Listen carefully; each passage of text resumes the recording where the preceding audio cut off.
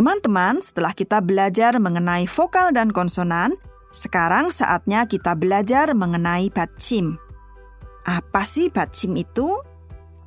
Sebelumnya, mari kita perhatikan satu kosakata dalam bahasa Indonesia, yaitu kata kakak, yang berarti orang yang lebih tua dari kita atau panggilan kepada orang yang lebih tua. Jika diuraikan, kata kakak ini terdiri dari dua suku kata. Suku pertama adalah ka, dan suku kedua adalah ka. Berbeda ya? Suku yang berada di depan adalah ka, a, dan suku yang satunya lagi yang ada di belakang adalah ka, a, ka. Apa bedanya suku kata ka dan ka ini? Ya, betul sekali. Suku kata ka diakhiri dengan vokal a, dan suku kata ka diakhiri dengan konsonan atau huruf mati k.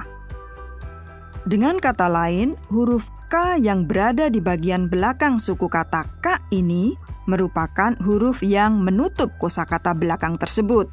Huruf mati k menjadi huruf akhir suku kata tersebut. Adanya huruf K ini menyebabkan K menjadi memiliki pelafalan yang berbeda dengan K. Saya ulangi lagi ya. Dalam kasus kata kakak, suku pertama diakhiri dengan vokal A sehingga K-A dibaca K.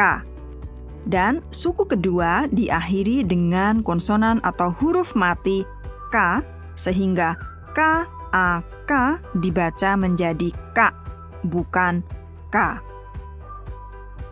Nah, dalam bahasa Korea, konsonan atau huruf K yang ada di akhir sebuah suku kata atau yang menjadi penutup suku kata ini disebut dengan 받침. Ya, disebut dengan istilah 받침. Untuk lebih jelasnya, coba lihat tulisan suku kata gung dan bab yang ada di dalam buku. Pada kata gung, huruf yang berbentuk bulatan atau lingkaran yang disuarakan dengan bunyi eng ditulis di bawah gabungan konsonan vokal gu. Huruf lingkaran ini menjadi huruf akhir, huruf yang menutup suku kata tersebut. Dengan adanya huruf lingkaran yang bersuara eng di bawah go ini menyebabkan go menjadi dibaca dengan gung. Dalam kasus suku kata gong ini, huruf lingkaran menjadi konsonan akhir atau 받침 dalam suku kata tersebut.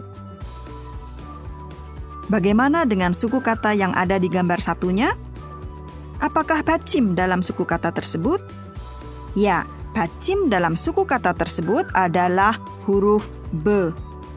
Adanya 받침 ini menyebabkan konsonan B plus A plus konsonan akhir B menjadi dibaca bab, bukan ba.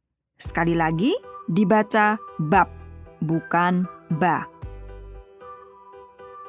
Jika dibandingkan dengan bahasa Indonesia, maka 받침 atau konsonan akhir dalam bahasa Korea ini memiliki perbedaan posisi. Dalam bahasa Indonesia, konsonan akhir ditulis di samping kanan. Sedangkan konsonan akhir atau 받침 dalam bahasa Korea ditulis di bagian paling bawah, seperti yang kita lihat pada contoh suku kata gung dan bab tadi. Jangan lupa ya teman-teman, 받침 adalah konsonan yang mengakhiri sebuah suku kata dan posisinya selalu diletakkan di bagian paling bawah. Teman-teman, masih ingat ada berapa konsonan dalam bahasa Korea? Ya, ada 19 konsonan. Nah, dari 19 konsonan tersebut, ada 3 konsonan yang tidak bisa menjadi 받침. Ketiga konsonan tersebut adalah konsonan ganda atau konsonan double T, P, dan C. Kemudian, Dilihat dari cara melafalkannya, maka lafal bacim dikelompokkan menjadi 7 jenis lafal, yaitu ek, en, et, el, ep, dan eng. Untuk lebih jelasnya, silahkan lihat tabel yang ada di buku. Kita ambil contoh konsonan ne. Ketika ne menjadi awal sebuah suku kata dan digabungkan dengan vokal a, maka konsonan ne plus vokal a ini dibaca na. Kemudian, ketika menjadi bacim atau konsonan akhir, misalnya ada vokal atau bunyi e ditambah bacim ne, maka gabungan e dan ne ini dibaca menjadi en. Ya, dalam kasus ini, konsonan ne dibaca en. Baik, mari kita berlatih melafalkan bacim. Dengarkan baik-baik contoh yang ada, kemudian tirukanlah. Na, en, ma, eng, la, 을, 파, 읍, 타, 윽, 타, 윽. Bagaimana? Apakah Anda sudah mencoba melafalkannya? Tidak begitu sulit, bukan? Dari latihan tadi, kita bisa membedakan bahwa jika konsonan G berada di awal suku kata dan digabung dengan vokal A, maka dibaca ga. Namun, saat menjadi bacim, G dibaca ek. Dari contoh-contoh tadi, kita bisa mengetahui bahwa meskipun tulisannya sama, pelafalan sebuah konsonan menjadi berbeda berdasarkan posisi konsonan tersebut. Dengarkan sekali lagi, kemudian tirukanlah sambil mencermati dengan betul ketujuh suara bacim tersebut. Perhatikan dengan baik bagaimana cara melafalkan bacim-bacim tersebut. 은, 응, 을, 읍, 윽, 읒. Selanjutnya, mari kita coba menulis vokal dan bacim. Ingat, bacim sudah pasti selalu berada di bawah vokal ya. Pertama-tama, silahkan berlatih menulis bacim bersama dengan vokal vertikal. Apakah Anda sudah selesai menuliskannya? Jika sudah, sekarang coba simaklah CD dan kemudian coba lafalkanlah. 안, 얌, 엉, 엽, 익. Selanjutnya, silahkan berlatih menulis menggabungkan bacim dengan vokal horizontal. Sudahkah Anda selesai menuliskannya? Sekarang, simaklah pelafalan yang benar dan setelah itu cobalah untuk melafalkannya secara berurutan. 온, 염, 웅, 윕, 윽. Ya, latihan selanjutnya adalah silahkan kembali berlatih menulis dengan menggabungkan bacim dengan konsonan dan vokal. Sebelumnya, perhatikan contoh penulisan bacim di tabel yang ada di buku. Jika sebuah konsonan menjadi konsonan akhir dari gabungan konsonan dengan vokal vertikal, maka bacim tersebut ditulis di bagian tengah di bawah gabungan konsonan vokal tersebut. Dengan kata lain, posisi bacim ada di bawah di antara konsonan dan vokal tersebut. Namun, bila sebuah konsonan menjadi konsonan akhir dari gabungan konsonan dan vokal horizontal, maka 받침 atau konsonan akhir tersebut dituliskan tepat di bawah vokal tersebut. Apakah Anda sudah selesai mengisi kotak yang tersedia? Sekarang silahkan dengarkan CD dan lafalkanlah secara berurutan. 산, 밤, 빵, 입, 약, 손, 봄, 공, 즙, 목. Teman-teman, 받침 tidak hanya terdiri dari satu konsonan saja. Ada juga 받침 yang terdiri dari dua konsonan yang berbeda. Namun, meskipun terdiri dari dua konsonan, hanya satu konsonan saja yang disuarakan. Coba perhatikan gambar yang ada di buku.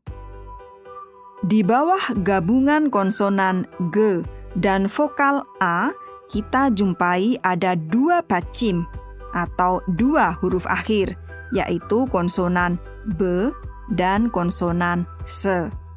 Nah, dalam pelafalannya, hanya konsonan B saja yang akan dilafalkan.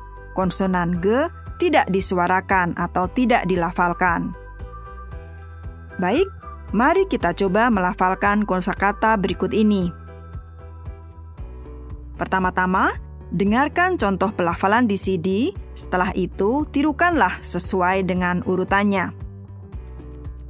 갑, 닭, 목, 삶다, 앉다, 넓다, 막다, 젊다. Bagaimana? Apakah ada kesulitan? Coba perhatikan sekali lagi bagaimana cara melafalkannya dan setelah itu ikutilah. 갑, 닭, 목, 삶다, 앉다, 넓다, 막다, 젊다. Jangan lupa, berilah tanda lingkaran pada konsonan yang disuarakan. Teman-teman, jangan khawatir, dengan banyak berlatih dan mempraktikkannya, semuanya akan menjadi mudah. Teman-teman, tiba saatnya untuk memastikan seberapa jauh Anda telah menguasai masalah vokal, konsonan, dan 받침 dengan mengerjakan latihan-latihan berikut ini. Latihan pertama, dengarkanlah kata berikut dan pilihlah penulisan yang tepat untuk kata yang Anda dengar tersebut. 연습 문제 1번 1, 곰, 2, 달, 3, 몸, 4, 방, 5, 산, 6. 입. Latihan kedua, dengarkanlah dengan baik kata-kata berikut, lalu ikutilah pelafalannya. 연습 문제 2번 1, 눈, 산, 편지. 2, 밤, 마음, 몸무게. 3, 공, 양, 강아지. 4, 달, 딸. 1, 5, 집, 입, 수업. 6, 국, 박, 부엌. 7, 옷, 낫, 꽃. 8, 책. 붓 아홉 Selanjutnya, latihan ketiga. Dengarkan kosakata-kosakata berikut ini. Pilihlah suara konsonan yang dihasilkan oleh 받침 yang ada.